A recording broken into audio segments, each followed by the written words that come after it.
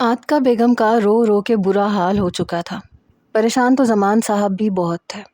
नुमैरा और शाज़मा भी परेशान थी, लेकिन माँ को तसल्ली दे रही थी। अब्बू ये सब उस नैना की वजह से हुआ है। उसके बाप ने खुली धमकी दी थी कि अगर शाहजेब बाज नहीं आया तो वो शाहजेब को छोड़ेंगे नहीं। शाज़मा की बात सुन के जमान साहब ने जीरक नज़रों से उसे देखा। क्या मतलब तुम्हारा? ये बात कब हुई और तुम मुझे अब बता रही हो? कब हुआ है ये सब? जमान साहब को अपनी लाइल्मी पे तैश आने लगा। अब उनसे छुप छुप आके भी बहुत कुछ घर में होने लगा था। शाज़मा रवानी में कह तो गई, मगर फिर तजब्जुब में चुप सी होके रह गई। शाजी, क्या बात हुई है? बताओ मुझे। मैं तो ये हैरान परेशान था कि ना जाने अपनी बाइक से किसी को नुकसान ना पहुंचा बैठा हो, लेकिन यहाँ तो किस्सा ही और है। शाज़मा ने झिझकते हुए सारी बात जमान साहब के गोश गुजार कर दी। जमान साहब की परेशानी में मज़ीद इजाफा होने लगा था। वो तो समझे थे कि शाहजेब को वो लड़की और उसका बाप हाथों में डालने के चक्कर में है, मगर यहाँ तो बात ही बहुत संगीन हद तक पहुँच चुकी थी। शाम ढलने को थी जब जमान साहब फिर से पुलिस स्टेशन पहुँच गए। जमान साहब को कांस्टेबल ऑफिसर के कमरे में जाने से रोक रहा था। देखो बड़े मियाँ, साहब की इजाज़त नहीं है कि कोई इस वक्त उनसे मिले। मेरा बेटा बिना किसी अरेस्ट वारंट के सुबह से जेल में बंद है। कहाँ है वो? मैं अपने बेटे से मिले बिना कहीं नहीं जाऊंगा। जमान साहब ऑफिसर वारिस के कमरे में ज़बरदस्ती दाखिल हुए थे। सामने नज़रें बख्तियार साहब पे पड़ी। दोनों की नज़रों का तसादुम हुआ। ऑफिसर अपनी सीट पे मौजूद नहीं था, बस एक सूटेड बूटेड साहब टांग पे टांग रखे कुर्सी पे पेशानी पे बल डाले बैठे थे। एक और कांस्टेबल तेज़ी से अंदर दाखिल हुआ और बख्तियार साहब से मुखातिब हुआ। सर आपको बुला रहे हैं, आपका काम हो चुका है। बख्तियार साहब के चेहरे के तासुरात पल में बदले। इतनी जल्दी उन्हें यह नवीद सुनने को मिलेगी वो सोच भी नहीं सकते थे। फिर ख्याल आया कि पुलिस का डंडा बड़े बड़ों से बात मनवा लेता है। फिर वो छटांग भर का लड़का चीज़ ही क्या था। वो खुश थे। बड़े मुतकब्बिराना अंदाज से उठे, गर्दन अकड़ा के अपना कोट ठीक किया और पुलिस कांस्टेबल के पीछे चल दिए। जमान साहब उन्हें जाता देख रहे थे कि कांस्टेबल की बात पे चौंके। बड़े मियाँ, बाहर बेंच पे बैठ के साहब का इंतज़ार करो, दूसरे कांस्टेबल ने जमान साहब से कहा, जो उन्हें कमरे में आने से रोक रहा था। पहले अपने ऑफिसर को बुलाओ। मुझे ये जानना है कि किसने FIR कटवाई है मेरे बेटे के खिलाफ और किस जुर्म में। जमान साहब तीखे लहजे से बोले, ये जो साहब अभी यहाँ बैठे थे, इन्होंने कटवाई है। अभी भी तुम्हारे बेटे से ही मिलने गए हैं। देखो बड़े मियाँ, हम भी तुम्हारी तरह मुलाजिमत पेशा इंसान हैं।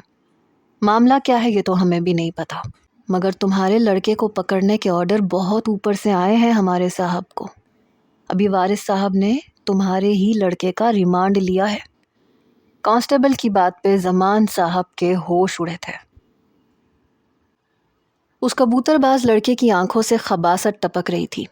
नीलो का दुपट्टा उसने खींचने की कोशिश की, मगर एकदम ही नीलोफर ने दुपट्टा पकड़ के उस लड़के की कोशिश को नाकाम बनाया। उसे धक्का दे के वो कमरे के दरवाजे पे पहुंच गई। दरवाज़ा खटखटाने लगी। फुप्पो, फुप्पो दरवाज़ा खोलें। इससे पहले कि वो अंदर से कमरे की चिटखनी खोलती, वो लड़का उसे अपनी जानिब खींचने लगा। तेरी फुप्पो आज तेरी कोई मदद नहीं करेगी। अरे उसी ने तो बुलाया है मुझे, ताकि तुझे हमेशा के लिए अपनी रानी बना सकूं। नीलो को दोनों बाजुओं से पकड़ के वो कमीनगी से हंसते हुए उसके होश उड़ा रहा था। छोड़ो मुझे वरना मैं शोर मचा दूंगी। नीलो ने खुद को उसकी गिरफ्त से आज़ाद करना चाहा। तब भी तुम्हारी ही बदनामी है मेरी रानी। नीलो ने अपने नाखूनों से उस लड़के का चेहरा नोच के रख दिया, साथ ही जोर जोर से चिल्लाने लगी। शाम का वक्त था। बासिम ऑफिस से लौटा ही था और नीलो के वालिद भी उसी वक्त पहुंचे थे। वो अक्सर शाम को ही वापस लौटते थे। नीलो के शोर शराबे पे नीलो के वालिद ने दरवाज़ा ज़ोर से बजाया। बासिम अपने गेट के पास ही खड़ा था जब नीलो के चीखने चिल्लाने की आवाज़ें सुनी। वो भी वहीं बाइक रोक के नीलो के वालिद के पास पहुंच गया। मौका कुछ ऐसा था, कुछ ही देर में फुप्पो ने कमरे के दरवाजे की कुंडी खोली और नीचे का दरवाज़ा खोलने के लिए बाहर भागी। दरवाज़ा खोलते हुए टसवे बहाने लगी। अरे भैया, नीलो ने हमें कहीं का नहीं छोड़ा। देखो आके अपनी चहीती को। نہ جانے کس انجان کو ساتھ لیے کمرے میں بند ہے۔ میں دروازہ بجا بجا کے تھک گئی مگر کھول ہی نہیں رہی۔ پھپھو کا ڈرامہ شروع ہو چکا تھا۔ کیا بک رہی ہو شگفتہ؟ نیلوفر کے والد تیزی سے زینہ چڑھے۔ پھپھو کے مگر مچ کے آنسوؤں سے باسم بھی اچھی طرح واقف تھا، لیکن جو خبر وہ سنا رہی تھی وہ ناقابل فہم تھی۔ بے اختیار وہ بھی زینہ چڑھ کے اس کے کمرے کے پاس پہنچ گیا، جہاں سے چلانے اور بچاؤ بچاؤ کی آوازیں آ رہی تھیں۔ پھپھو بھی ہانپتی ہوئی اوپر پہنچ گئی۔ آس پاس کے گھروں کے لوگ بھی آواز سن کے باہر گلی میں جمع ہونے لگے۔ نیلو، دروازہ کھولو! نیلو کے والد نے زور زور سے دروازہ بجایا، مگر وہ چلا رہی تھی، دروازہ کھول نہیں رہی تھی۔ ہٹے آپ پیچھے، میں کھولتا ہوں۔ باسم کی جان پہ بنی ہوئی تھی۔ اس نے نیلو کے والد کو پیچھے کیا اور دروازے کو زور سے دھکے دینے لگا۔ لکڑی کا 2 پٹ کا دروازہ تھا، تیسرے ہی زوردار جھٹکے سے کھل گیا تھا۔ سامنے وہ لڑکا نیلوفر کو پکڑے ہوئے تھا۔ دروازہ کھلنے پہ یکا یک نیلوفر کو چھوڑ کے پیچھے ہٹا۔ نیلو کی قمیض بازوؤں سے پھٹ چکی تھی۔ ناخنوں کے کھرونچوں کے نشانات بازو اور گردن پہ واضح تھے۔ بنا دوپٹے کے وہ بے تحاشا خوفزدہ سی روتی ہوئی اپنے بابا کے سینے سے لگ گئی۔ باسم کا خون کھول کے رہ گیا تھا۔ اس نے نہ آؤ دیکھا نہ تاؤ، اس لڑکے کو مارنا شروع کر دیا۔ ہمت بھی کیسے ہوئی تمہاری ایسی گھٹیا حرکت کرنے کی؟ باسم نے اس کے منہ پہ مکہ مارا۔ وہ پرے جا کے گرا۔ ارے جھوٹی ہے یہ لڑکی، اس نے خود مجھے بلایا تھا کمرے میں۔ جب اس کی پھپھو کو شک ہو گیا کہ میں اس کے ساتھ کمرے میں ہوں تو چلانے لگی۔ میں نے باہر نکلنا چاہا تو اپنے کپڑے پھاڑ کے مجھے روکنے لگی تاکہ خود معصوم بن جائے۔ اس لڑکے کی کہانی سن کے نیلوفر نے کینہ توز نظروں سے اسے دیکھا۔ بابا یہ جھوٹ بول رہا ہے، میں بھلا ایسے کیوں کروں گی؟ باسم نے اس لڑکے کا گریبان پکڑا اور کئی تماچے اس کے منہ پہ رسید کیے۔ کیا بک رہے ہو تم؟ ہاں، تمہیں شرم نہیں آتی کسی با کردار لڑکی کے بارے میں بکواس کرتے ہوئے؟ اوے چھوڑو مجھے، یہ کتنی پارسا ہے سب جانتے ہیں۔ پچھلے 1 مہینے سے مجھے چھت پہ مل رہی ہے۔ یہ دیکھو خط جو اس نے خود لکھ کے مجھے اپنے کمرے میں بلایا ہے۔ اس کی پھپھو نے بھی کئی بار ہمیں باتیں کرتے دیکھا ہے، پوچھو اس کی پھپھو سے۔ وہ لڑکا پوری تیاری کے ساتھ آیا تھا۔ جیب میں سے ایک خط نکال کے باسم کے سامنے بڑھنے لگا۔ پھپھو بھی کھسیا کے نظریں چرائے اپنے بھائی سے کہنے لگی، خدا جھوٹ نہ بلوائے، دیکھا تو میں نے کئی بار ہے نیلو کو اس لڑکے کے ساتھ ہنس ہنس کے باتیں کرتے ہوئے، مگر میری سگی بھتیجی ہے، میں پردہ نہیں ڈالوں گی تو کون ڈالے گا؟ میں نے کئی بار اسے روکنے کی کوشش کی مگر میری سنتا ہی کون ہے؟ سب کو تو یہی لگتا ہے کہ میں اس پہ سختی کر رہی ہوں، ظلم کر رہی ہوں۔ نیلوفر پہ حیرت کا پہاڑ ٹوٹ پڑا تھا۔ وہ اپنے بابا سے پیچھے ہٹ کے پھپھو کے پاس کھڑی ہو گئی۔ کیوں جھوٹ بول رہی ہیں آپ؟ پھپھو کب دیکھا تھا آپ نے مجھے یہ سب کرتے ہوئے؟ رہنے بھی دو نیلو، میرا منہ مت کھلواؤ۔ پھپھو نے اس لڑکے سے کاغذ کا رکا کھینچ کے اسے نیلو کے باپ کو پکڑا دیا۔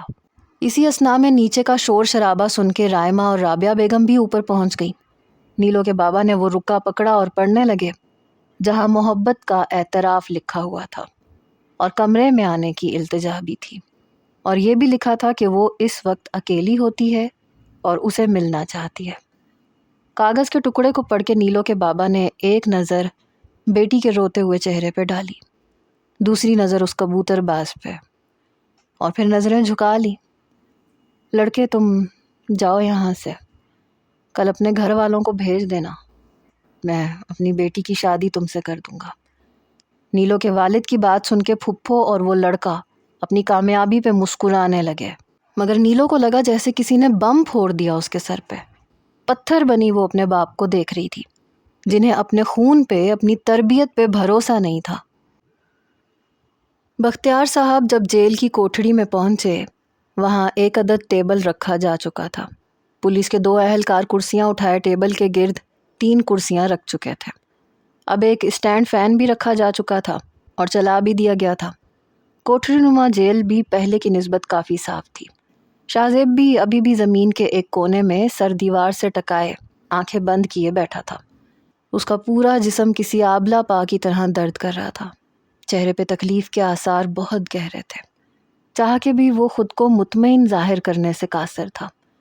بختیار صاحب نے اسے یوں بے حال اور شکست خوردہ دیکھا تو مدھم سی مسکراہٹ ان کے چہرے پہ در آئی۔ اپنی فتح پہ تو ہمیشہ جشن منایا تھا بختیار صاحب نے۔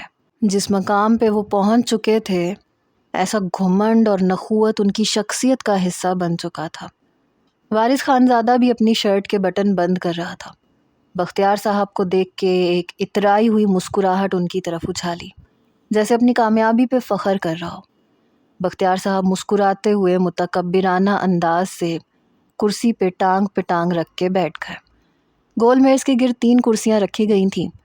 پھر ایک اہلکار اسٹیل کے جگ میں پانی اور ایک اسٹیل کا گلاس لے آیا اور دوسرا دال کی پلیٹ اور ایک روٹی لا کے ٹیبل پہ رکھ چکا تھا۔ شاہ زیب وہیں زمین پہ اسی پوزیشن میں بیٹھا تھا۔ وارث خانزادہ نے شاہ زیب کے پاس جا کے اسے کندھے سے جھنجھوڑا۔ اس نے بامشکل آنکھیں کھولیں۔ بھوک اور پیاس سے وہ نڈھال ہو رہا تھا۔ پھر اس پہ اپنے وجود پہ پڑنے والے پے در پہ ڈنڈوں نے رہی سہی ہمت بھی ختم کر دی تھی۔ اٹھو، بات کرو صاحب سے اور کھانا بھی کھا لو، وارث خانزادہ نے شاہ زیب سے کرخت لہجے سے کہا۔ وہ سامنے سلاخوں کو دائیں ہاتھ سے پکڑے سلاخوں کے سہارے سے کھڑا ہوا، پھر لڑکھڑاتا ہوا کرسی پہ ڈھہ گیا۔ سامنے پانی اور کھانا دیکھ کے بھوک چمک اٹھی۔ ہونٹ پیاس کی وجہ سے خشک تھے، حلق تک میں کانٹے چبھ رہے تھے۔ شاہ زیب کا ہاتھ بے اختیار پانی کے جگ کی طرف بڑھا۔ اٹھاؤ یہ پانی اور کھانا یہاں سے، مجھے پہلے اس لڑکے سے بات کرنے دو، میرا وقت بہت قیمتی ہے، میں مزید انتظار نہیں کر سکتا۔ بختیار صاحب نے سامنے کھڑے کانسٹیبل سے رعونت سے کہا۔ ہاں اٹھاؤ یہاں سے یہ سب، پہلے بات ہوگی۔ تیسری کرسی کھینچ کے وارث بیٹھتے ہوئے بولا۔ اس سے پہلے کہ وہ کانسٹیبل سب کچھ اٹھاتا، شاہ زیب نے ہاتھ کے اشارے سے اسے روک دیا۔ 1 منٹ، کچھ نہیں اٹھایا جائے گا یہاں سے، میں پہلے کھانا کھاؤں گا پھر بات کروں گا۔ شاہ زیب کی بات پہ بختیار صاحب نے حیرت سے وارث خانزادہ کو دیکھا۔ حیران تو وہ بھی رہ گیا تھا، اتنی مار کے بعد بھی اس کے لہجے میں ذرا بھی بدلاؤ نہیں آیا تھا۔ تمہاری اتنی ہمت؟ وارث دھاڑ کے بولا۔ اگر کسی نے سامنے سے کھانا اٹھایا تو میں کوئی ڈیل نہیں کروں گا، چاہے آپ لوگ مجھے مار مار کے فنا بھی کیوں نہ کرتے۔ اچھی طرح سوچ لو رانا صاحب، انتظار کر سکتے ہو تو ٹھیک ہے، ورنہ جو کر سکتے ہو کر لو۔ شاہ زیب کی ڈھٹائی پہ وہ تلملا کے رہ گئے تھے۔ تم؟ وارث اپنی جگہ سے اٹھ کے کھڑا ہوا، تیش سے شاہ زیب کی طرف بڑھا، مگر بختیار صاحب نے ہاتھ کے اشارے سے اسے روک دیا۔ ٹھہرو وارث، مجھے منظور ہے، مجھے ہر حال میں آج بات کو اس کے انجام تک پہنچانا ہے، میں کوئی بھی رکاوٹ نہیں چاہتا۔ وارث کو روکنے کے بعد اب وہ شاہ زیب کی طرف غصے سے دیکھتے ہوئے بولے۔ جلدی کھاؤ جو کھانا ہے، بختیار صاحب نے عجلت بھرے انداز سے کہا اور اپنی گھڑی دیکھنے لگے۔ وارث پھر سے کرسی سنبھال چکا تھا۔ شاہ زیب نے پہلے جگ پکڑا، اسے باری باری اپنے دونوں ہاتھوں پہ گرا کے ہاتھ دھوئے، پھر پانی گلاس میں ڈال کے پانی پینے لگا۔ پہلا گلاس پانی کا حلق کے اندر اٹک اٹک کے گزرا تھا۔ پچھلے 18-20 گھنٹوں سے حلق خشک تھا، لیکن پانی نے اندر جاتے ہی ایک توانائی سی بھر دی تھی۔ دوسرا گلاس پانی پینے کے بعد اب وہ بڑے مطمئن انداز سے روٹی کا نوالا توڑ کے کھانا کھانے لگا، یہ نوٹس کیے بغیر کہ وہاں موجود سب ہی نفوس اسی کو دیکھ رہے ہیں۔ جب تک شاہ زیب کھانا کھاتا رہا، بختیار صاحب بار بار گھڑی دیکھتے رہے۔ جب وہ خوب سیر ہو گیا تو شکر کا گہرا سانس بختیار صاحب نے لیا۔ ٹیبل سے برتن اٹھا لیے گئے۔ جی، اب بولیں رانا صاحب، کیا خدمت کر سکتا ہوں آپ کی؟ اندر خوراک جاتے ہی شاہ زیب کے حواس بحال ہو چکے تھے۔ بختیار صاحب اسے یوں حشاش بشاش دیکھ کے شش و پنج میں مبتلا ہوئے۔ جتنی مار اس نے کھائی تھی، اس کی آواز بھی ان کے سامنے پست ہونی چاہیے تھی۔ میں چاہتا ہوں کہ تم، بختیار صاحب نے بات شروع کی جب شاہ زیب نے بیچ میں ہی ٹوک دیا۔ 1 منٹ، پہلے اس تھالی کے بینگن کو باہر نکالیں، اس کے سامنے بات نہیں کروں گا میں۔ شاہ زیب نے وارث خانزادہ کی طرف اشارہ کیا۔ وارث کے تو تلووں پہ لگی اور سر پہ جا کے بجھی۔ وہ تیش میں کھڑا ہوا۔ میں تمہیں… وارث، کول ڈاؤن۔ بختیار صاحب نے وارث کو ٹھنڈا کرنے کی کوشش کی جو لال بھبو کا بنا ہوا تھا، پھر شاہ زیب کی طرف متوجہ ہوئے۔ دیکھو، میں معاملہ ختم کرنا چاہتا ہوں، میری تم سے کوئی ذاتی دشمنی نہیں ہے، لیکن جو بات ہوگی وارث کے سامنے ہوگی۔ بات نینا کی ہے، وہ آپ کی بیٹی ہے اور میری محبت ہے، اور ہمارے ہاں جس سے محبت کرتے ہیں اسے اپنی عزت اور غیرت سمجھتے ہیں۔ میں اس کی بات اس کے سامنے ہرگز نہیں کروں گا۔ شاہ زیب کے اٹل انداز پہ بختیار صاحب کو ہی ہار ماننی پڑی۔ وارث تم جاؤ۔ لیکن سر، وارث کو اپنی اہانت سی محسوس ہوئی۔ Please you may go now. بختیار صاحب کے کہنے پہ وارث اور سامنے کھڑا کانسٹیبل وہاں سے چلے گئے۔ دیکھو لڑکے، میں چاہتا ہوں کہ تم نینا سے یہ کہہ دو کہ تم اس سے محبت نہیں کرتے، صرف پیسے کے لالچ میں یہ سب کر رہے تھے تاکہ وہ خود بخود پیچھے ہٹ جائے۔ اس کے بدلے میں تم جو چاہو گے میں تمہیں دوں گا، زندگی بدل دوں گا تمہاری، دھن دولت پیسے کی ریل پیل کر دوں گا۔ بختیار صاحب نے لالچ کا جال بچھایا۔ جو مانگوں گا دے دیں گے؟ شاہ زیب نے تعجب سے پوچھا۔ ہاں۔ بختیار صاحب نے چیک بک جیب سے نکالی، سامنے گول میز پہ رکھ دی، ساتھ ہی کوٹ کی جیب سے ایک پین نکال کے رکھ دیا۔ رقم تم بھرو، سائن میں کر دیتا ہوں۔ کچھ دیر شاہ زیب ان کے چہرے کو بغور دیکھتا رہا۔ میں نے کبھی ایسا سودا کیا نہیں ہے بختیار صاحب، آپ ہی بتا دیں کیا قیمت ہونی چاہیے آپ کی بیٹی کی، کتنے پیسے لکھوں اس پہ، کیونکہ ہمارے ہاں تو بیوی بہن بیٹی غیرت سمجھی جاتی ہیں۔ کوئی یوں بات کرے تو ہم یا تو مر جاتے ہیں یا مار دیتے ہیں، لیکن بیچتے کبھی نہیں ہیں۔ چلیں یہ بتا دیں کہ حیدر سے کتنے میں بات پکی کی ہے آپ نے؟ نینا کی قیمت اس نے کیا لگائی ہے؟ بات تھی یا تذلیل کی آخری حد؟ بختیار صاحب کا چہرہ سرخ ہوا تھا۔ کیا بک رہے ہو؟ میری بیٹی ہے وہ، کوئی بکاؤ مال نہیں ہے۔ بکاؤ مال ہی تو بنا دیا آپ نے اسے، اسی کا تو سودا کر رہے ہیں آپ مجھ سے یہاں بیٹھ کے، اور وہ بھی زبردستی کا۔ وہ بھی چلا کے بولا تھا، میں تم سے اسے چھوڑنے کی بات کر رہا ہوں، کل ہر حال میں مجھے اس کا نکاح کرنا ہے حیدر کے ساتھ۔ بختیار صاحب کی بات سن کے چند ثانیے کے بعد شاہ زیب بولا، اوہ تو یہ بات ہے، پھر تو بہت کام ہوں گے آپ کو گھر پہ، یہاں کیا کر رہے ہیں؟ جائیں اور جا کے شادی کی تیاریاں کریں۔ شاہ زیب کے چہرے پہ فکر کی ایک لکیر بھی نمودار نہیں ہوئی تھی۔ تو تم یوں نہیں مانو گے، جان سے جانے کا شوق ہے تمہیں، وہ غرا کے بولے۔ رانا صاحب میری جان تو آپ لے نہیں سکتے، اتنا آسان ہے آپ کے لیے نینا کو کسی اور کا کر دینا، میرے لیے کچھ بھی مشکل نہیں ہے، تم کچھ بھی نہیں ہو میرے سامنے، وہ دھاڑتے ہوئے بولے۔ مشکل نہ ہوتا تو رانا بختیار راجپوت، جس سے ملنے کے لیے لوگ گھنٹوں انتظار کرتے ہیں، وہ یوں مجھ سے بات منوانے کے لیے گھنٹوں میرا انتظار نہ کرتا، اور یوں بے بس میرے سامنے اپنے گھٹنے ٹیک کے نینا کی بھیک نہ مانگ رہا ہوتا۔ میں کہاں سے عام ہوں رانا صاحب، آپ نے تو بہت خاص بنا دیا ہے مجھے۔ جائیں جا کے دکھائیں شادی کر کے کسی اور سے نینا کی، میں بھی تو دیکھوں۔ اگر وہ نکاح کر لے تو آپ جو کہیں گے میں بنا کسی قیمت پہ کر دوں گا، اور اگر اس نے یہ نکاح نہیں کیا تو کیا؟ وہ جھلا کے بولے۔ وہ آپ جانتے ہیں، ابھی تو اسے آپ نے یہ بھی نہیں بتایا ہوگا کہ میرے ساتھ کیا سلوک کر رہے ہیں آپ، ورنہ… شاہ زیب نے ہونٹ بھینچ لیے۔ ورنہ کیا؟ ننگے پاؤں بھاگی آئے گی مجھ سے ملنے۔ کیوں نہیں سمجھتے کہ وہ میری ہو چکی ہے، کوئی نہیں روک سکتا اسے، نہ آپ کی دولت، نہ آسائشیں، نہ آپ کا اونچا مقام، نہ اسٹیٹس، ورنہ آج آپ یوں مجھ سے 2 ٹکے کے لڑکے کے سامنے ایسے بے بسی سے نہ بیٹھے ہوتے۔ جس نکاح کا آپ دعویٰ کر رہے تھے نا کل، وہ رات ہی پڑوا چکے ہوتے۔ بختیار راجپوت کو چیلنج کر رہے ہو؟ وہ غصے سے چلا کے بولے۔ اتنی کھولن تھی کہ سامنے اس لڑکے کو آگ لگا دینے کو دل چاہا، جو انہیں زج کی آخری حد تک لے آیا تھا۔ چلیں چیلنج ہی سمجھ لیں، جائیں کر کے دکھائیں مجھے اس کا نکاح کسی اور سے، اور وہ بھی کل کی تاریخ میں۔ تم لڑکے، ورنہ پھر کل کے بعد سمجھ جائیے گا کہ شکست آپ کا مقدر ہے۔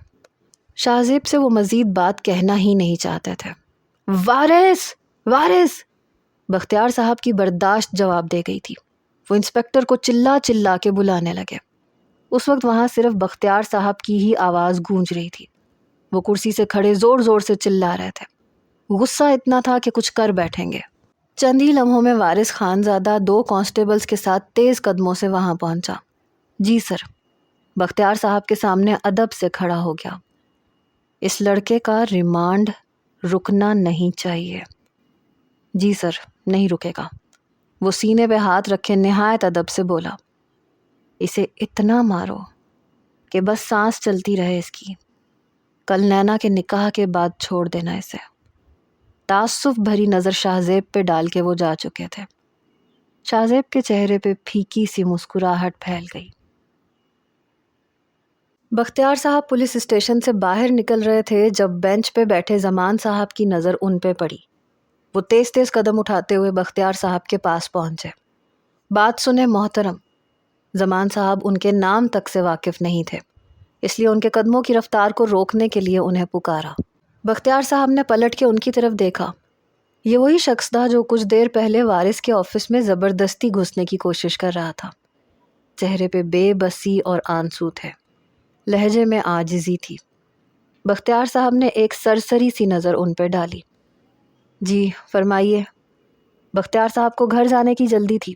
وہ گھڑی کو دیکھتے ہوئے مدافعانہ انداز سے بولے، میرے بیٹے نے آپ کا کیا بگاڑا ہے؟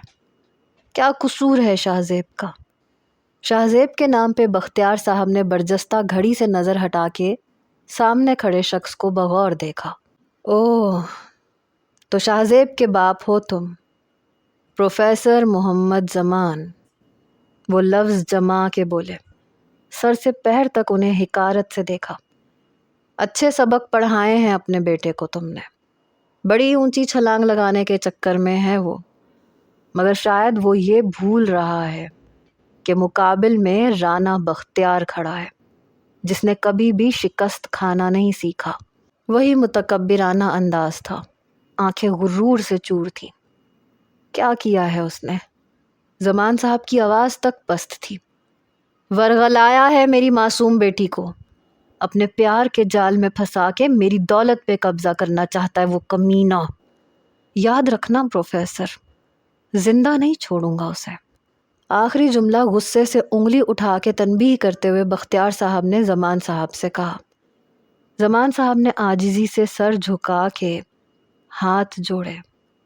ایسا نہیں ہے میرا شاہ زیب، عورت کی عزت کرنا ہمارے خاندان کے خون میں رچی بسی ہے، اور پیسے کی تمنا نہیں ہے اس میں سمجھاؤں گا اسے۔ آپ بس انسپکٹر سے بولیں کہ مجھے ملنے دے میرے بیٹے سے۔ وہ منت کرتے ہوئے آنسو بہا کے بولے۔ بختیار صاحب نے حقارت سے دیکھا۔ اچھا، تمہیں لگتا ہے کہ تمہارے سمجھانے سے سمجھ جائے گا وہ؟ تعجب کا اظہار کیا گیا۔ کیوں نہیں سنے گا؟ ضرور سنے گا میری بات نہیں ٹالے گا۔ مجھے ایک بار ملنے دے میرے بیٹے سے، میں وعدہ کرتا ہوں میں روک لوں گا اسے، وہ کبھی نہیں ملے گا آپ کی بیٹی سے۔ زمان صاحب نے آنسو صاف کرتے ہوئے پر امیدی سے کہا، وعدے کرنا تو مڈل کلاس لوگوں کی عادت ہے، بیٹی بھی یہی وعدے کر کے گئی تھی۔ بہرحال میں آفیسر وارث کو کہہ دیتا ہوں، پہلے اپنے بیٹے سے پوچھ لیں وہ مان رکھے گا بھی تیری بات کا کہ نہیں۔ میں نے اپنی پوری زندگی میں ایسا ڈھیٹ اور نڈر شخص نہیں دیکھا جیسا تیرا بیٹا ہے۔ بختیار صاحب نے جیب سے موبائل نکالا اور وارث کو کال کی۔ وارث، شاہ زیب کا باپ ملنا چاہتا ہے اس سے، ملنے دو اسے۔ یہ کہہ کے موبائل بند کیا اور وہاں سے باہر نکل گئے۔ زمان صاحب جلدی سے اندر کی طرف قدم بڑھانے لگے۔ دل کی بے چینی میں اور بھی اضافہ ہو گیا تھا۔ کچھ ہی دیر میں ایک کانسٹیبل زمان صاحب کے پاس آیا، ان سے تصدیق چاہی کہ وہی شاہ زیب کے والد ہیں، پھر انہیں اپنے ساتھ اندر لے گیا۔ راہداری کے آخری سرے پہ بائیں جانب ایک گلی میں داخل ہوتے ہی ایک چھوٹی سی جیل تھی، جہاں شاہ زیب کے ساتھ وارث خانزادہ بھی موجود تھا، لیکن شاہ زیب زمان صاحب کی آمد سے بے خبر تھا۔ جیل کا دروازہ کھلا ہوا تھا، شاہ زیب کی ان کی جانب پشت تھی۔ وہ بے اختیار ہی دروازہ کھول کے اندر داخل ہوئے۔ شاہ زیب، آنسوؤں سے لبریز آواز سن کے شاہ زیب نے پلٹ کے دیکھا اور حیران رہ گیا۔ وہ یکلختی اس کے سینے سے لگ کے پھوٹ پھوٹ کے رونے لگے۔ پہلی بار ایسا ہوا تھا۔ شاہ زیب نے اپنے باپ کو یوں بلک بلک کے روتے ہوئے دیکھا تھا۔ نہ غصہ تھا، نہ روب، نہ سختی، بس آنسو تھے اور بے بسی تھی۔ ابو، شاہ زیب کی آنکھیں بھی ڈب ڈب آ گئیں۔ دونوں باہیں ان کے گلے میں ڈال دی۔ پہلی بار زمان صاحب کی گرفت شاہ زیب کے گرد مضبوط تھی۔ انہوں نے اپنے سینے کے ساتھ بھینچی تو لیا تھا اسے، ایسے جیسے اسے اپنے اندر سمو لینا چاہتے تھے۔ کمر پہ لگے ڈنڈوں سے پڑنے والے زخموں پہ زمان صاحب کی مضبوط گرفت نے تکلیف کی شدت کو بڑھایا تھا۔ شاہ زیب نے زور سے آنکھیں بھینچی مگر منہ سے اف تک نہیں نکالا، نہ ہی انہیں یہ احساس ہونے دیا کہ وہ کس اذیت سے دوچار ہے، یا شاید وہ پہلی بار اپنے باپ کا یہ روپ دیکھ رہا تھا۔ ماتھے پہ تیوری چڑھائے، باروب آواز میں ہر بات پہ نوک ٹوک کرنے والے زمان صاحب تو کہیں سے نہیں لگ رہے تھے۔ وہ شاہ زیب کے چہرے کو ہاتھوں میں لیے اس کے گرنے والے آنسو اپنی ہتھیلیوں میں جذب کر رہے تھے۔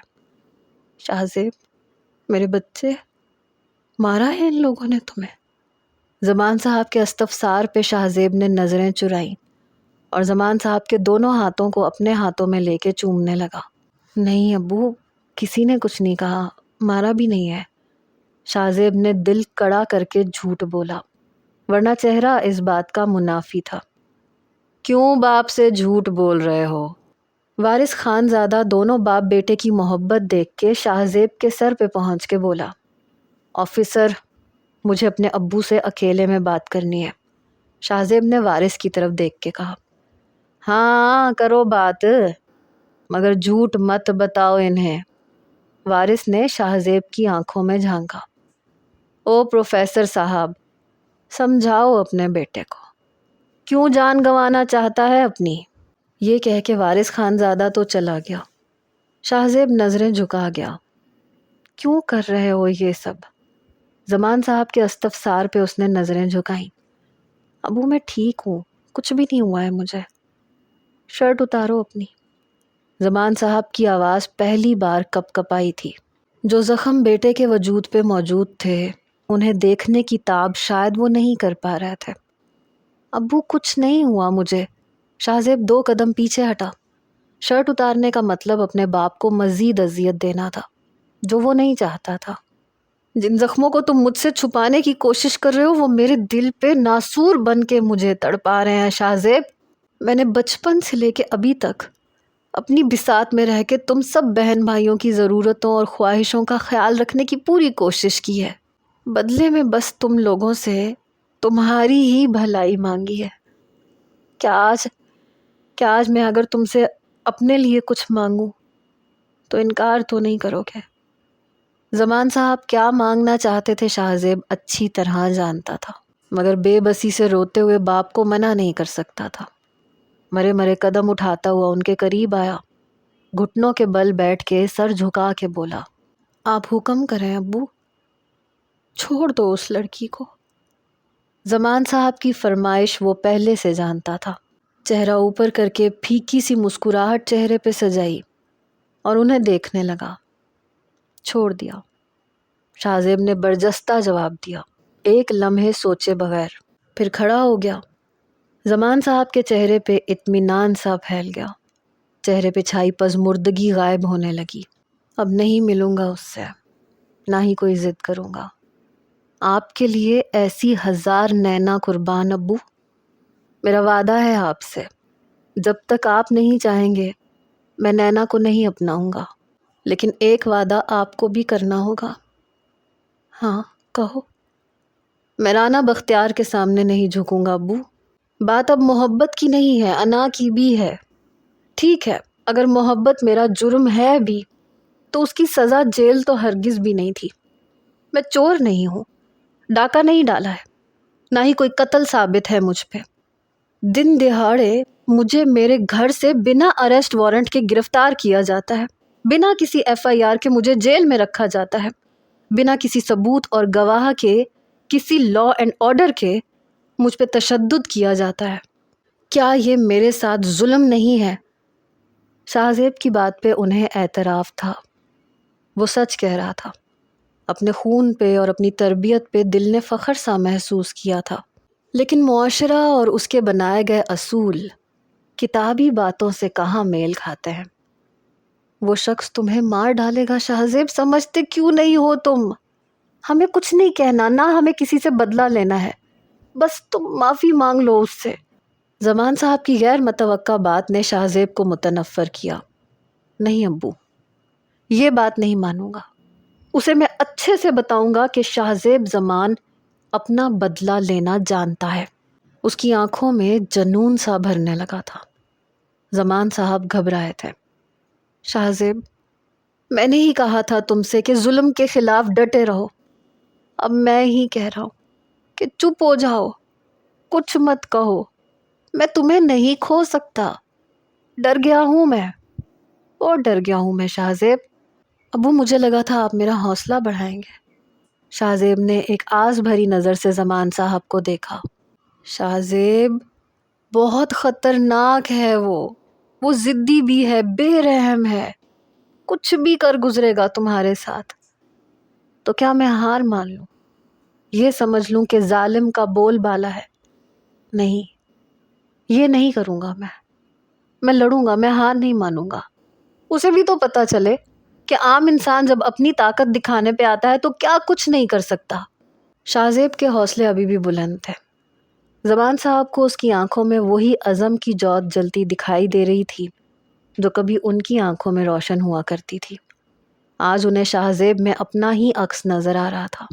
دل اس کے لیے بس دعا گو تھا، بیٹے کے سامنے پھر سے خود کو ہارتا ہوا محسوس کر رہے تھے۔ گہری سانس بھری، اس کے کندھے کو تھپ تھپا کے وہاں سے باہر نکل آئے۔ جانتے تھے کہ وہ ہار نہیں مانے گا۔ باسم نے تعصب بھری نگاہ سے نیلو کے والد کو دیکھا تھا۔ رائمہ جلدی سے آگے بڑھی اور زمین سے دوپٹہ اٹھا کے پتھر کا مجسمہ بنی نیلو کے گرد لپیٹنے لگی۔ وہ کسی بے جان بت کی طرح سے اپنے بابا کو دیکھ رہی تھی، جنہوں نے خود اس کے کردار پہ بد کرداری کی مہر لگا دی تھی۔ اس کا دل چاہا کہ زمین پھٹے اور وہ اندر سما جائے۔ باسم آگے بڑھا اور نیلوفر کے والد کے سامنے کھڑا ہو گیا۔ آپ جانتے ہیں سارے جہان کا آوارہ گرد ہے یہ لڑکا، یہ جھوٹا بھی ہے، اتنی بے قیمت ہے آپ کی بیٹی جو اس کے حوالے کر رہے ہیں۔ نیلو کے والد کی آنکھوں سے آنسو بہنے لگے۔ بہت قیمتی تھی کچھ دیر پہلے، بے قیمت تو بس ابھی ہوئی ہے۔ وہ تعصب سے بولے، یہ جھوٹ بول رہا ہے، بکواس کر رہا ہے یہ۔ باسم کی آواز پہلی بار بلند ہوئی تھی۔ اس لڑکے کا ایک رنگ آ کے گزرا۔ جانتا ہوں میں، وہ نظریں چرا کے بولے۔ باسم متعجب ہوا۔ جانتے ہیں پھر بھی زندگی برباد کرنا چاہتے ہیں اپنی بیٹی کی؟ باسم بے یقین تھا۔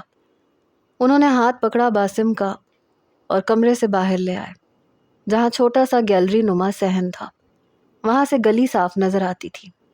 چھوٹی سی گلی تھی، گھر کے ساتھ جڑے ہوئے گھر تھے۔ نیلو کی آوازیں کہاں تک نہیں پہنچی تھی۔ کافی لوگ ان کے گھر کے گیٹ کے پاس جمع چہمگوئیاں کر رہے تھے۔ کافی خواتین اپنی چھتوں پہ اور کھڑکیوں سے جھانک جھانک کے یہ تماشا دیکھ رہی تھیں۔ یہ دیکھ رہے ہو تم، یہ لوگ بہت کچھ سن چکے ہیں میری بیٹی کے بارے میں، بنا دیکھے میری بیٹی کی پارسائی پہ بد کرداری کا دھبا لگا چکے ہیں۔ کون آئے گا اسے یہاں بیان ہے؟ نیلو کے بابا رو رہے تھے۔ پھپھو نے آنکھیں چرائی تھیں، اپنے بدلے کی آگ میں کتنا بڑا ظلم کر بیٹھی تھی۔ باسم مؤدبانہ لہجے میں ان سے کہنے لگا، آپ کی عزت کو اگر میں اپنی عزت بنانا چاہوں تو اجازت دیں گے مجھے؟ میرا وعدہ ہے میں کبھی بھی فری کو طعنہ نہیں دوں گا۔ میرے دل میں اس کی عزت اور احترام میں کبھی کمی نہیں آئے گی۔ باسم بلا تعامل بولا تھا۔ نیلو کے والد نے تشکر بھری نظر سے اس کی طرف دیکھا۔ کبوتر باز فوراً سے آگے بڑھا۔ یہ غلط بات ہے بڑے میاں، پہلے یہ فیصلہ تم نے میرے حق میں دے دیا ہے۔ وہ گڑبڑا کے بولا، نکلو میرے گھر سے۔ میرا فیصلہ پتھر پہ لکیر نہیں ہے کہ میں بدل نہ سکوں، وہ میری مجبوری تھی جو اب نہیں ہے۔ نیلو کے والد کی پست آواز میں جیسے کسی نے روح بخش دی۔ وہ خوش تھے۔ باسم کی بات سن کے وہ اس کی شرافت کے دل سے قائل بھی تھے۔ انہیں بھلا کیوں کر انکار ہونا تھا۔ کبوتر باز پھپھو کے پاس پہنچ گیا۔ اے بڑھیا، تو کہہ رہی تھی لڑکی ہر حال میں مجھے ملے گی، اس کی خاطر بدنامی مول لے لی ہے میں نے، 50,000 بھی تجھے دیے ہیں، نکال میرے پیسے۔ کبوتر باز کی بات پہ پھپھو کا رنگ فک ہوا، چور نظروں سے بھائی کی طرف دیکھا۔ نیلو کے والد غصے سے بہن کی طرف بڑھے۔ مجھے شک تو تھا تم پہ، مگر دل نہیں مان رہا تھا۔ کیسی بہن ہو تم، جس کا نمک کھایا اسی کی بیٹی کو رسوا کرنے سے پہلے ایک بار بھی نہیں سوچا۔ تم نے بہن بھائیوں کے رشتے کو شرمندہ کر کے رکھ دیا شگفتہ۔ کون سی خدمت نہیں کی میری بیٹی نے تمہاری؟ اب دو اسے اس کے پیسے اور دفع کرو اسے یہاں سے۔ اور ہاں، کرو اپنے بیٹے کو ابھی فون کہ وہ تمہیں لے کے جائے۔ نیلو کے باپ نے غصے سے کہا۔ معاف کر دو بھائی، غلطی ہو گئی مجھ سے۔ وہ کمینہ کہاں رکھے گا مجھے اپنے پاس؟ کہاں جاؤں گی میں؟ پھپھو ٹسوے بہانے لگی۔ ٹھیک ہے پھر تیاری کر لو اپنی، دارالامان چھوڑ کے آؤں گا تمہیں کل، مگر اب میں اپنے گھر پہ ہرگز نہیں رکھوں گا، نیلو کے والد نے حتمی انداز سے کہا۔ پھپھو روتے ہوئے اپنے کمرے میں چلی گئی۔ کبوتر باز بھی گھر سے چلا گیا۔ نیلو کے والد رابعہ بیگم کے پاس آئے۔ بہن میں احسان مند ہوں آپ کا۔ ایسا مت کہیں بھائی صاحب، احسان کی بات کر کے شرمندہ مت کریں۔ نیلو میری ہی بیٹی ہے اور وہ مجھے ہمیشہ ماں جیسا ہی پائے گی۔ ویسے میں خود بھی آنے ہی والی تھی اس سلسلے میں، لیکن شاید بات یوں ہونا مقصود تھا۔ اب اگر آپ کو برا نہ لگے تو میں اپنی بیٹی کو رسم کی انگوٹھی ابھی پہنا دوں، باقی پھر رائمہ کی شادی پہ دھوم دھام سے منگنی کروں گی دونوں کی۔ رابعہ بیگم بہت خوش تھی، اپنے بیٹے پہ بہت نازاں تھی، کبھی اس نے کسی کے سامنے شرمندہ نہیں ہونے دیا تھا۔ جی کیوں نہیں، نیلو کے والد مسکرائے، آنکھوں سے آنسو صاف کیے۔ امی، انگوٹھی باسم کو پہنانے دینا۔ انکل آپ کو اعتراض تو نہیں ہوگا؟ رائمہ نے نیلو کے والد سے پوچھا۔ نہیں، اعتراض کس بات کا؟ جب بیٹی اسے دے سکتا ہوں تو یہ باتیں قابل اعتراض نہیں رہتی۔ رابعہ بیگم نے اپنی انگلی سے سونے کی انگوٹھی اتار کے باسم کو پکڑائی۔ نیلو ابھی بھی وہیں کھڑی آنسو بہائی جا رہی تھی۔ اب آنسو اپنی خوش قسمتی پہ بہہ رہے تھے۔ باسم نے انگوٹھی پکڑی اور چلتے ہوئے نیلو کے پاس آ کے رک گیا۔ کچھ دیر اس کے بہتے ہوئے آنسوؤں کو دیکھتا رہا۔ اجازت ہے فری؟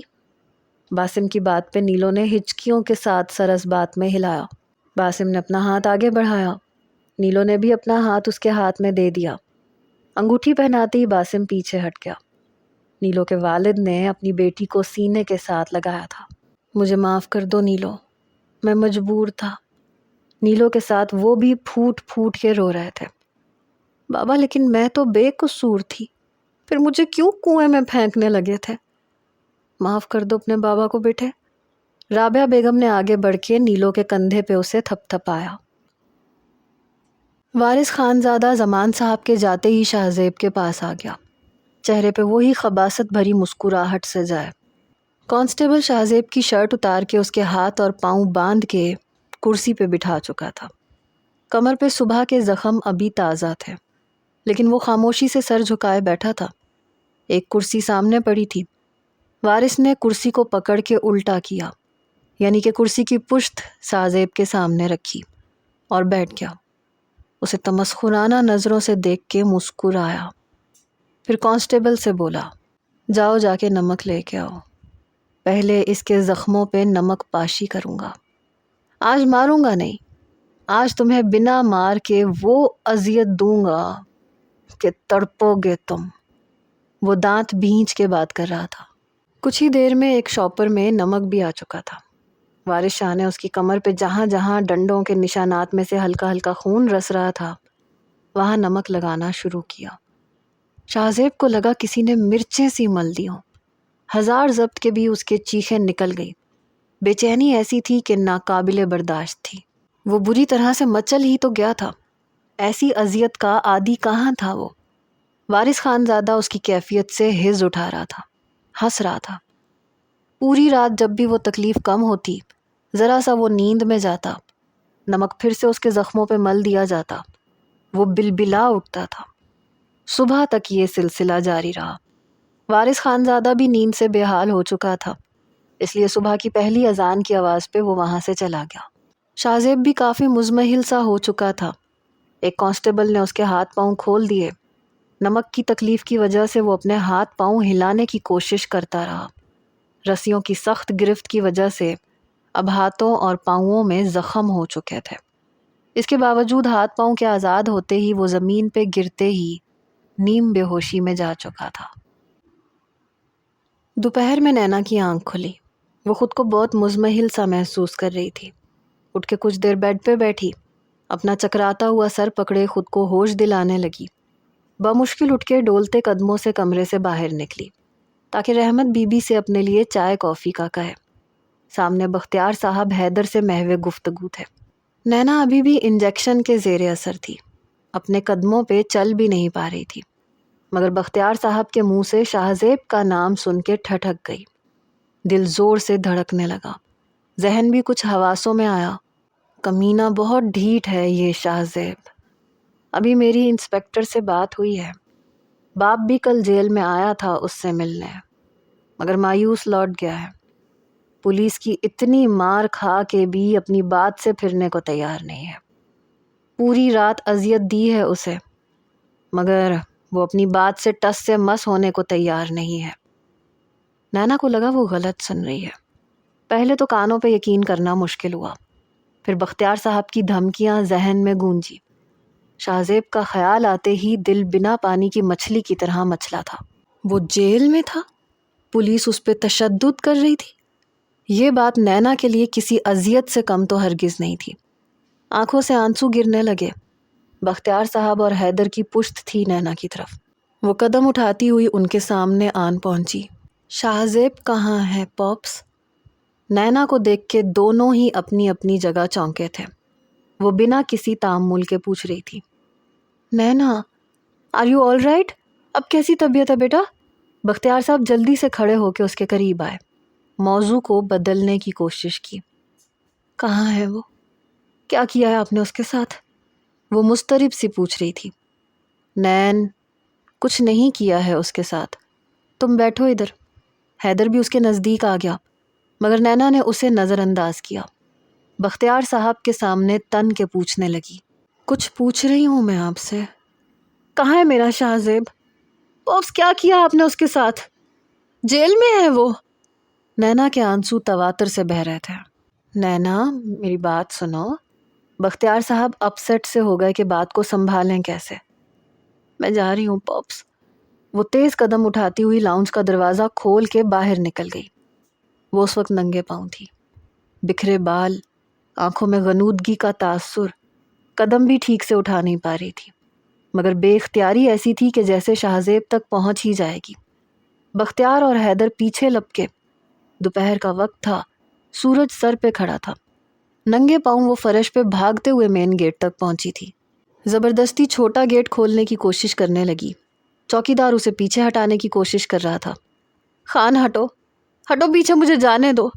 مار ڈالا اسے ان ظالموں نے، جانے دو مجھے، پیچھے ہٹو۔ نینا چلا رہی تھی، رو رہی تھی، چوکیدار کو پیچھے ہٹانے کی کوشش کر رہی تھی جو گیٹ کے سامنے ایستادہ کھڑا تھا۔ بی بی صاحب آپ اندر جاؤ۔ چوکیدار نے نینا کو پیچھے ہٹانے کی کوشش کی۔ بختیار صاحب اور حیدر اس تک پہنچ گئے تھے۔ Naina are you in your senses? کیا کر رہی ہو تم؟ نینا کی حالت دیکھ کے بختیار صاحب کا سر چکرانے لگا تھا۔ نین چلو یہاں سے۔ حیدر نے نینا کو بازو سے پکڑا اور زبردستی اندر لے جانے لگا۔ چھوڑو مجھے حیدر، مجھے شاہ زیب کے پاس جانا ہے۔ وہ زبردستی گھسیٹتا ہوا اسے اندر لے کے گیا۔ بختیار صاحب بھی اندر داخل ہو گئے۔ حیدر اس وقت تک نینا کو اس کے کمرے میں بند کر چکا تھا۔ وہ زور زور سے دروازہ بجا رہی تھی، کھولو مجھے، کیوں بند کیا ہے مجھے یہاں؟ مجھے بھی جیل میں بند کر دو پلیز۔ میرے جرم کی سزا اسے کیوں دے رہے ہو؟ اس کا کوئی قصور نہیں ہے۔ حیدر دروازہ کھولو، حیدر آئی ول کل یو، دروازہ کھولو۔ وہ چلا رہی تھی، رو بھی رہی تھی۔ حیدر اور بختیار صاحب صوفے پہ سر پکڑے بیٹھے تھے۔ حیدر نے سر اٹھا کے بختیار صاحب کے مضطرب چہرے کی طرف دیکھا جہاں فکر کی گہری لکیریں نمایاں تھیں۔ اس نے گہری سانس کھینچی۔ انکل، آپ کو لگتا ہے نین آج رات مجھ سے نکاح کے لیے رضامند ہو جائے گی، یا کبھی خوش رہ پائے گی میرے ساتھ؟ بختیار صاحب نے بے اختیار حیدر کی طرف دیکھا۔ اس کا کیا مطلب سمجھوں میں حیدر؟ بختیار صاحب کے تیز اور تند لہجے پہ حیدر ٹھیک ہو کے بیٹھ گیا۔ انکل، نین کے بارے میں سوچیں، میں نہیں سمجھتا کہ وہ کبھی بھی اس لڑکے کو بھول پائے گی۔ اچھا، تو تمہارے کہنے کا مطلب یہ ہے کہ اس سارے جہان کے آوارہ گرد کو رانا بختیار اپنی بیٹی دے دے؟ نہیں، نکاح میں اس کا آج ہی پڑھواؤں گا۔ تم اگر ایسا نہیں چاہتے تو تب بھی مجھے فرق نہیں پڑتا۔ میرے سرکل میں بہت سے لوگ میری ایک ہاں کے منتظر بیٹھے ہیں۔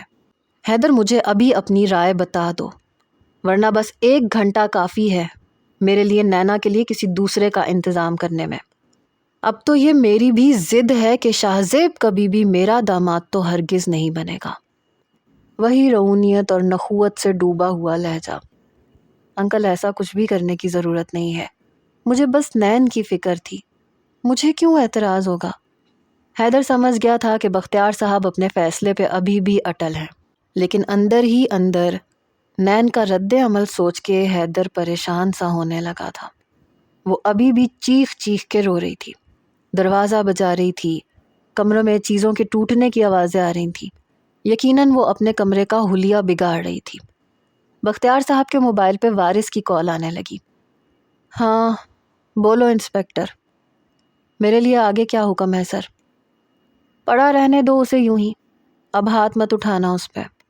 نینا کی بےتابی دیکھ کے اور شاہ زیب کی 100% سچی قیاس آرائی پہ وہ مضطرب سے تھے۔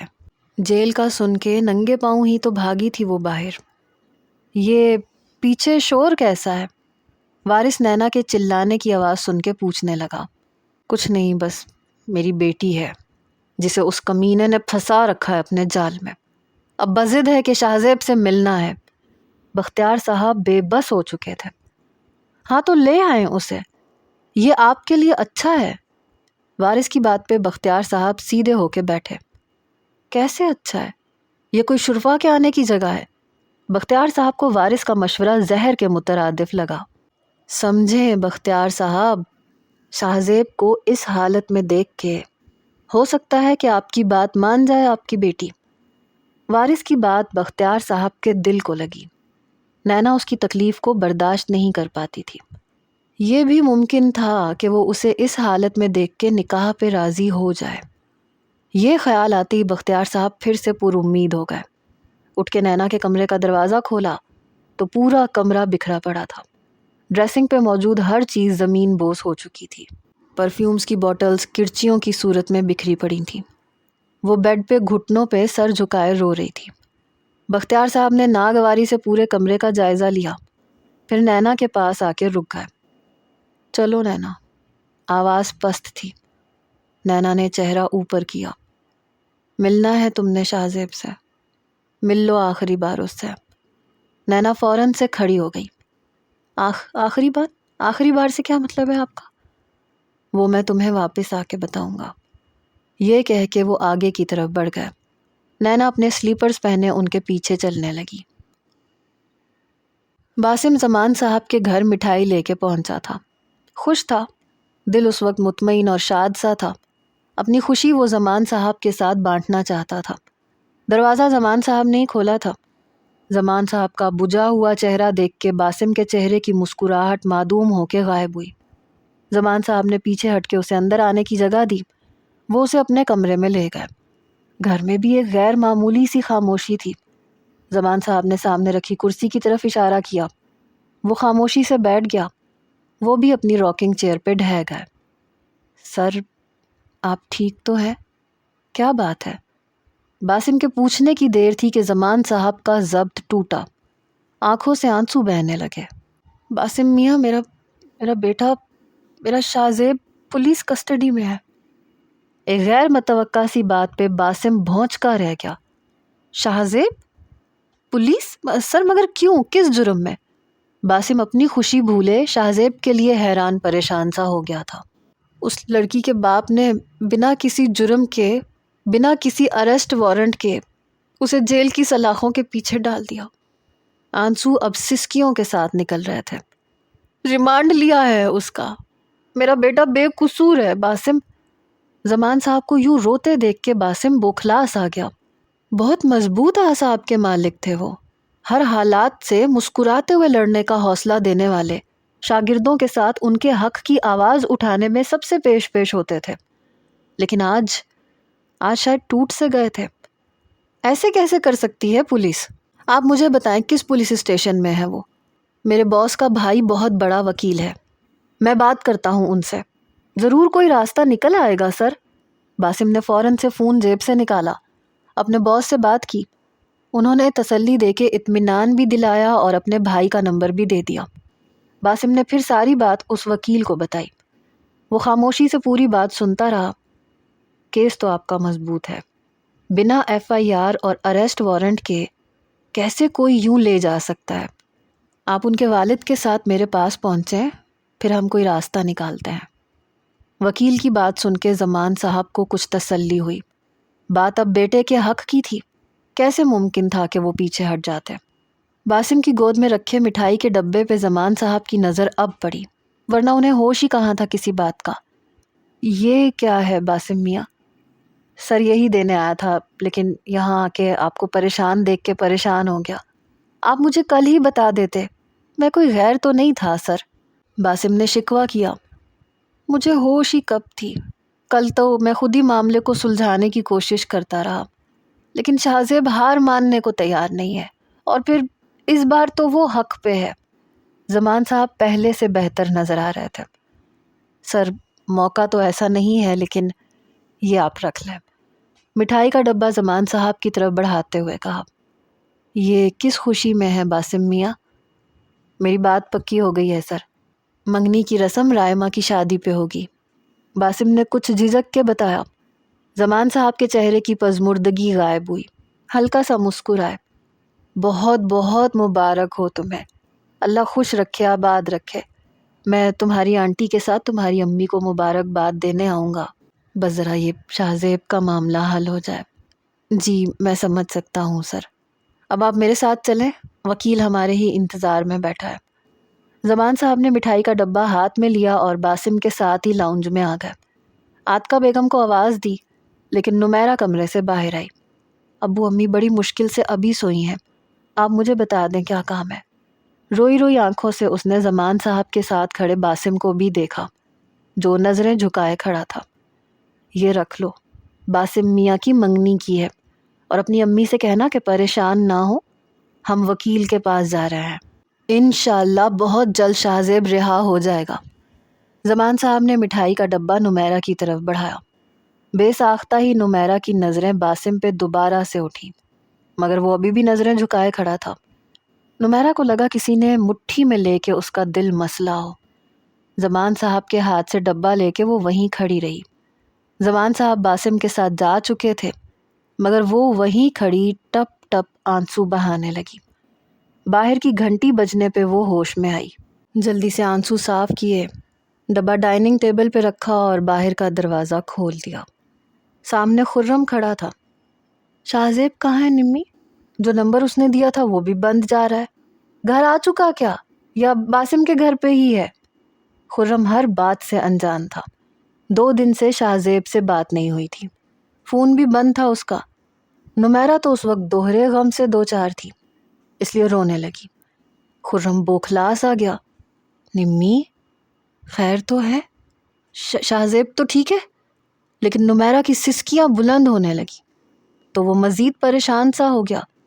فار گاڈ سیک نمیرہ، کیا ہوا ہے شاہزیب کو؟ سب سے پہلا خیال خرم کو شاہزیب کا ہی آیا تھا۔ خرم وہ شاہو بھائی، نمیرہ کے منہ سے الفاظ نہیں نکل رہے تھے، بس وہ ہچکیوں کے ساتھ روئے جا رہی تھی۔ ہاں کیا ہوا ہے؟ اسے منہ سے بولو بھی، بلکہ آگے سے ہٹو۔ شازی آپی کہاں ہے؟ تم سے بات نہیں ہوگی۔ خرم کو پتا تھا کہ روتے ہوئے وہ صرف رو ہی سکتی ہے، بول نہیں سکتی، اس لیے اسے پیچھے ہٹا کے وہ اندر داخل ہو گیا۔ شازی آپی، آنٹی، کوئی گھر پہ نہیں ہے کیا؟ شاہزیب میں تو ان سب دوستوں کی جان بستی تھی۔ شازمہ جو عاتقہ بیگم کے بالوں میں انگلیاں پھیر رہی تھی، بمشکل ہی انہیں سلا پائی تھی۔ خرم کی پکار پہ فوراً سے کمرے سے نکلی تاکہ اسے چپ کروا سکے۔ کیوں شور کر رہے ہو؟ امی ابھی بڑی مشکل سے سوئی ہیں۔ شازمہ نے کمرے سے نکل کے دھیرے سے دروازہ بند کیا اور خرم سے دھیمے لہجے میں بولی، شاہزیب کہاں ہے؟ کیا ہوا ہے اسے؟ اور یہ نمی کیوں رو رہی ہے؟ خرم اس وقت حد سے زیادہ پریشان تھا اور سنجیدگی سے پوچھ رہا تھا۔ شازمہ کے بھی آنسو جاری ہو گئے۔ روتے روتے اس نے ساری بات خرم کو بتائی۔ خرم کے تو ہوش اڑ گئے یہ سب کچھ سن کے۔ اتنا سب کچھ ہو گیا شازی آپی اور آپ نے بتانا گوارا نہیں کیا، سامنے کا دروازہ کھٹکھٹانے کی زحمت نہیں کی۔ وہ کل سے جیل میں بند ہے اور مجھے خبر تک نہیں ہے۔ خرم تعصف اور غصے سے بولتا ہوا وہاں سے چلا گیا۔ جمی اور سیفی کو جب یہ معلوم ہوا تو وہ بھی پریشان سے ہو گئے۔ ان کے علم میں یہ تھا کہ شاہزیب باسم کے گھر پہ ہے۔ اس وقت تو انہیں بس شاہزیب کا ہی خیال تھا، اس لیے سیدھا وہ پولیس اسٹیشن ہی پہنچے تھے۔ جب چند لڑکے زبردستی کانسٹیبل کو پیچھے دھکیلتے ہوئے وارث خانزادہ کے آفس میں داخل ہوئے تو اس جرت پہ وارث حیرت سے کھڑا ہو کے انہیں دیکھنے لگا۔ وہ تینوں اس کے سامنے کھڑے ہو کے اسے دیکھنے لگے۔ ملگجی سی پینٹیں، چیک دار مختلف رنگوں کی شرٹ پہنے وہ عام سے لڑکے اپنی بے خوف آنکھوں سے اسے دیکھ رہے تھے۔ کیا گنڈا گردی ہے یہ؟ وارث نے سختی سے کہا۔ یہ سوال تو ہمیں آپ سے پوچھنا چاہیے، کیا گنڈا گردی ہے یہ؟ شاہزیب زمان کو کس جرم میں گرفتار کیا گیا ہے؟ دکھائیے اس کی FIR۔ سیفی نے دونوں ہاتھ ٹیبل پہ رکھ کے وارث کو سخت لہجے سے پوچھا۔ اچھا تو اب میں ہر چلتے پھرتے کو ثبوت دوں گا، نکلو یہاں سے ورنہ تم لوگوں کو بھی اس کے ساتھ بند کر دوں گا۔ وارث غرا کے بولا۔ ہاں تو کر دو، اسی لیے آئے ہیں ہم یہاں۔ جمی بھی اپنی جگہ تن گیا۔ اوہ تو یاد آ رہی ہے اس کی، وارث نے مذاق اڑایا۔ دیکھو ہم لوگ چپ نہیں رہیں گے، اس پولیس اسٹیشن کی اینٹ سے اینٹ بجا دیں گے، اتنا پتھراؤ کریں گے کہ ہوش ٹھکانے لگا دیں گے تمہارے۔ پوری یونیورسٹی اٹھ کے آ کے یہاں پہ یہی سوال کرے گی جو ابھی صرف ہم کر رہے ہیں، پھر تم سارے جواب میڈیا کے سامنے دینا، اور وہ بھی ثبوت کے ساتھ۔ خرم انگلی دکھاتے ہوئے تنبیہ کے انداز میں کہنے لگا۔ ایک رنگ تھا جو وارث خانزادہ کے چہرے پہ آ کے گزرا تھا۔ میڈیا کی بے باکی اور جرت سے تو سبھی واقف تھے، اور پھر یہ خبر آگ کی طرح ہر چینل پہ پھیلتی، جس کی لپیٹ میں اس کے ساتھ ساتھ کئی اور انسپیکٹر بھی آ سکتے تھے۔ بختیار صاحب کا کیا تھا؟ پیسے دے کے اپنا پلہ جھاڑ کے وہ سائڈ پہ ہو جاتا، لیکن وارث کی نوکری خطرے میں پڑ سکتی تھی۔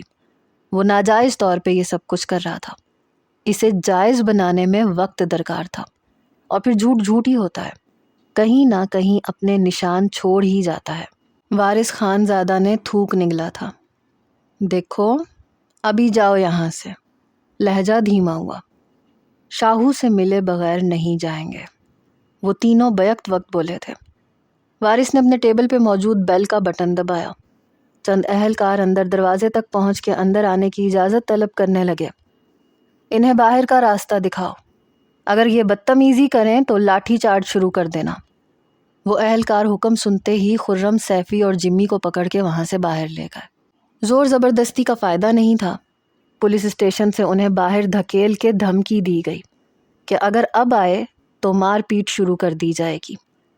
خرم، میرا خیال ہے یونی کے سب دوستوں سے بات کرتے ہیں، ہم 3 ہیں، یہ لوگ ہمیں تو روک لیں گے، مگر اگر 50 سے 100 اسٹوڈنٹس ہمارے ساتھ ہوں تو بات بن سکتی ہے۔ سیفی کی بات پہ دونوں نے اس بات میں سر ہلایا۔ ٹھیک کہہ رہے ہو تم، اور میرا خیال ہے کہ شاہو کے لیے سبھی اسٹوڈنٹس ضرور ہمارا ساتھ دیں گے۔ خرم کو بھی یہی ٹھیک لگا۔